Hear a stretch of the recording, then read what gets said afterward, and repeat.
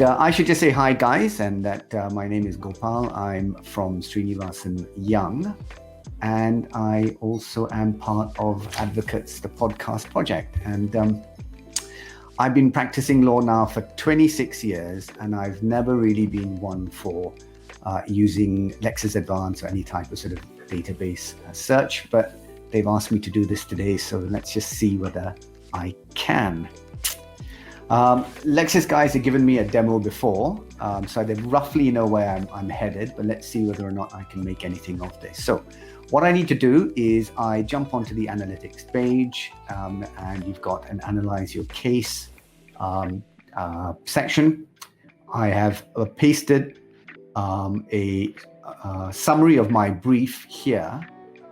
And the interesting thing is it's not just catchwords I'm putting in here, it's actually facts in relation to the brief which I'm going to be doing. Let's see if I can just hit analyze and where that takes me. Now this takes me to the next page. What we have here on the left, let's see whether I can navigate through this. As I say, I'm not a big one for using databases, electronic databases. What we have on the left here is in blue are all the issues that were part of the brief that I typed in. And it's interesting, I think, because again, it's just so much more than you'd be able to do in terms of just of a keyword search under advanced. So if I go to the right, whatever's in blue from my brief is reflected in these blue bubbles, which are here on the right-hand side. And what stands out from this, apart from any other product I've seen, is what's in gray. And that's on the left-hand side, just below, you can see what under the heading, legal issues recommended by Legal Graph. So what that means is that apart from these key issues, which were from my brief, which are in blue, so let's just jump onto tenancy agreement for a moment. What the database and the artificial intelligence is asking me to consider as well are these issues in gray, such as was a notice to quit issued, and are there squatters on the land? Is there double rent? Is there an option to renew the tenancy? So let's just take double rent. So let's assume I want to consider that as being the additional issue I'd missed out thinking about. That's got 23 cases.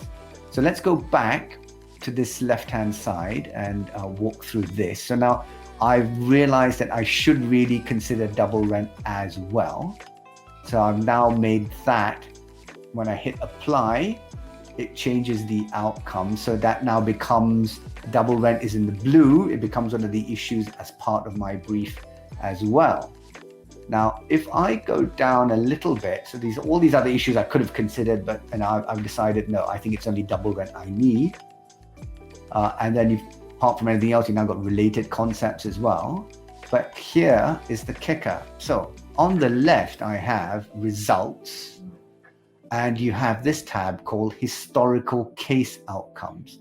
So what we have here is under each of these headings, each of these items which are part of my brief, tenancy agreement, subject to consent, breach of tenancy, additions, rental arrears, double rent, etc., each of them gives me a historical outcome in terms of how they've been decided by the court. So the dark blue that means that position has been established. Light blue, it's not been established. And the lightest of the blues is in part it's been established. Now, what's the value of this? The value of this is, for example, in the not established, I am now going to be able to see the cases where double rental, let's say I'm going to take double rental as being the issue, where double rental was not established. So I know how to argue around it. But what I can do before that is I can decide, I don't want to see every single decision on double rental, because if I go down and look at double rental, under that category, there are 8 cases. Let's see whether there are any just from the federal court. Click all courts. I just need to click on federal court, Malaysian federal court. and that's filtered it to Malaysian federal courts. Are there any cases for double rent? Yes, there are 3 where it was not established, and that's what I want to see. I just click on this, and then bada bing, on the right hand side I have the 3 federal court cases. And interestingly, I don't just have the catchwords, which is what I used for the in Lexis Advanced. I have key factors, and then I have the outcome as well. So these are the 3 cases where double rent was not established. I can read them and work out how I'm going to go get around them when I argue my case. So that's how Lexis Analytics works. And can I just say, I think it is really, really interesting. Thanks very much to Lexis. I really enjoyed doing that. Thank you so much, Gopal. So I have a few more questions. Sure. Is it okay with you? Okay. So all right. So after trying this out, now that you've tried it, how useful it is to have the analytics tool in your everyday practice? Definitely. I think what I love best about it is I don't have to fiddle with catchwords. I can just put in my facts and I get an outcome. So yeah, it is. It really, I think it's going to be a real major step up. All right. So, and also, what's your opinion about having such technology available for lawyers in Malaysia, and how do you think this could change the future of law?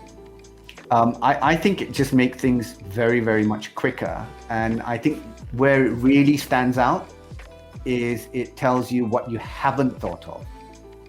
And I've not seen a tool that does that. And that's where I really think it stands out. Great. I'm so happy that you are happy with it and you find it interesting. Yep, very. Thank you very much for the demo, and thank you for letting me try it out. All right. Thank you so much.